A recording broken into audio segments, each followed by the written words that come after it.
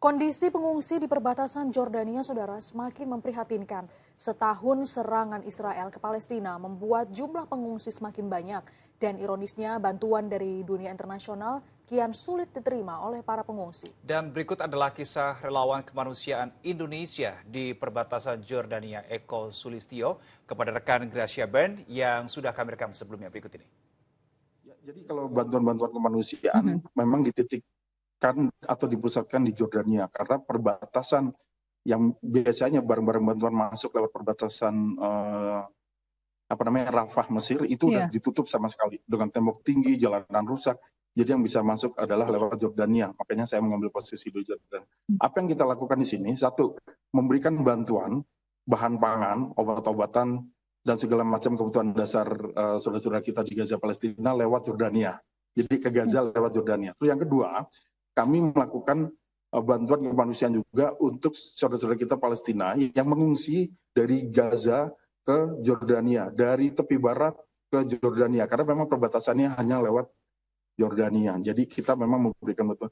Dan yang ketiga adalah kami mengevakuasi anak-anak, orang-orang dewasa yang memang dalam kondisi penyakit berat, rata-rata kanker stadium 4 ya, ada kanker darah, kanker otak, kanker mata, kanker paru-paru, akibat bom-bom fosfor yang digunakan oleh legion Israel, kanker darah itu yang mana rumah sakit di Gaza Palestina itu udah nggak ada, udah rusak dan nggak mungkin. Nah, jumlahnya ribuan.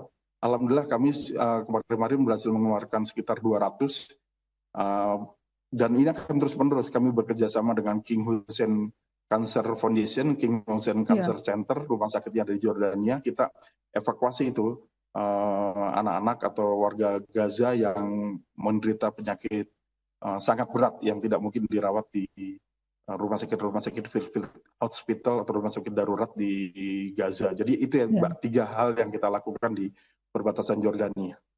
Oke, Mas, berarti sama sekali tidak ada rumah sakit yang beroperasi di dalam Gaza saat ini karena sudah rusak, betul ya? Ada rumah sakit yang beroperasi, tapi tidak bisa menangani hal-hal yang berat. Seperti rumah sakit Indonesia, alhamdulillah sedikit demi sedikit, dan informasi terakhir ke saya membutuhkan sangat banyak bahan bakar solar untuk genset listrik untuk ruang-ruang operasi. Itu mereka saat ini membutuhkan tuh rumah sakit Indonesia yang ada di Gaza. Terus field hospital yang rumah sakit darurat yang dimiliki oleh militer Jordania, yang dimiliki oleh lembaga-lembaga kemanusiaan beberapa negara, itu tidak bisa menangani hal-hal yang berat, tapi ringan-ringan mereka bisa lakukan. Apa yang kira-kira dibutuhkan oleh pengungsi Palestina saat ini, selain dari obat-obatan seperti itu? Bahan pangan, Mbak, bahan pangan itu sangat dibutuhkan karena situasi yang sangat sulit. Yang menjadi permasalahan adalah bahan pangan ini bisa masuk dari Jordania, tapi pada saat pendistribusiannya, karena ini kan daerah perang ya, bukan daerah yang gampang untuk mendistribusikan bantuan. Nah, karena hal itulah akhirnya masyarakat Gaza itu sangat sulit menerima barang bantuan berupa bahan pangan.